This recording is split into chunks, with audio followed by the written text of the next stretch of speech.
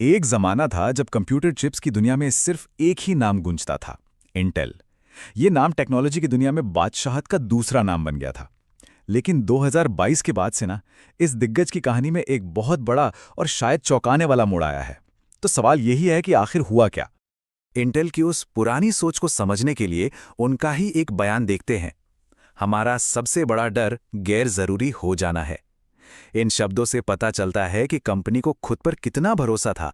वो खुद को टेक्नोलॉजी की दुनिया का सेंटर पॉइंट मानती थी। लेकिन वो था आत्मविश्वास।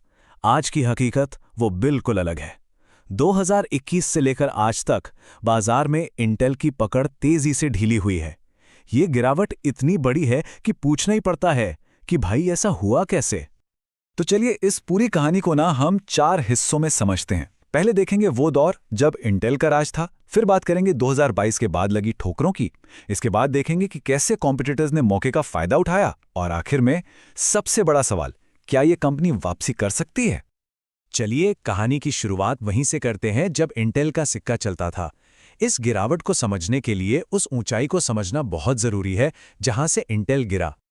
याद है वो इंटेल इनसाइड का स्टिकर? वो सिर्फ एक मार्केटिंग लाइन नहीं थी साहब, वो परफॉर्मेंस की, लीडरशिप की एक तरह से गारंटी थी।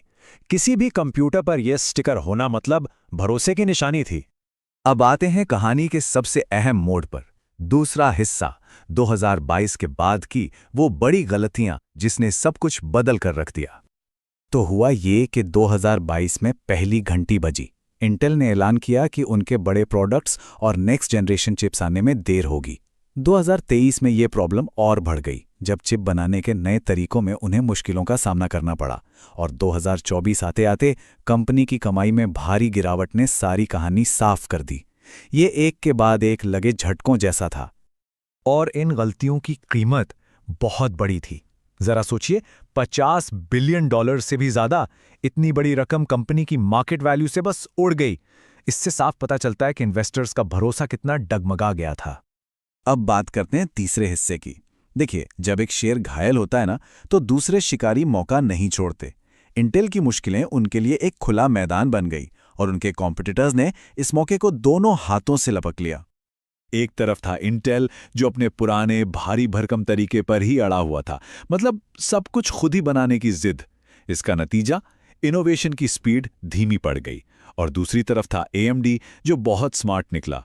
उसने नए और फुर्तीले चिपलेट डिजाइन पर काम किया, तेजी से परफॉर्मेंस बढ़ाई, और देखते ही देखते मार्केट पर कब्जा करना शुरू कर दिया। और एएमडी तो बस एक ही कॉम्पिटिटर था, असली तूफान तो एप्पल लेकर आया।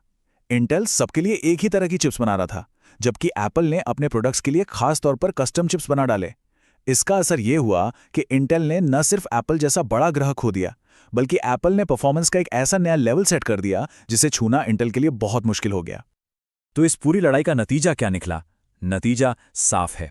जो सीपीयू मार्केट कभी इंटेल का किला हुआ करता था, आज उसमें इंटेल का हिस्सा लगातार सिकुड़ रहा है, और उसकी जगह एएमडी और एप्पल जैसे खिलाड़ी तेजी से आगे बढ़ रहे हैं।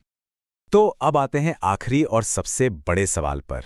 क्या ये कहानी का अंत है, या फिर यहां से एक नई शुरुआत हो सकती है? चलिए देखते हैं कि वापसी के लिए इंटेल का प्लान क्या है। इंटेल ने वापसी के लिए एक जबरदस्त प्लान बनाया है। पहला कदम है नई फैक्ट्रियों में, जिन्हें फाउंड्री कहते हैं, उसमें बहुत बड़ा निवेश करना। दूसरा, नई चिप टेक्नोलॉजी को बाजार में लाने की रफ्तार बढ़ाना। और तीसरा, जो सबसे बड़ा बदलाव है, वो है अपनी मैन्युफैक्चरिंग के दरवाजे दूसरी कंपनियों के लिए भी खोल देना।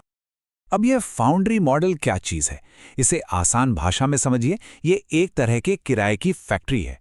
मतलब एक कंपनी जिसके पास फैक्ट्री नहीं है, वो अपनी चिप डिज़ाइन करके इंटेल को देगी, और इंटेल उसे बनाकर देगा।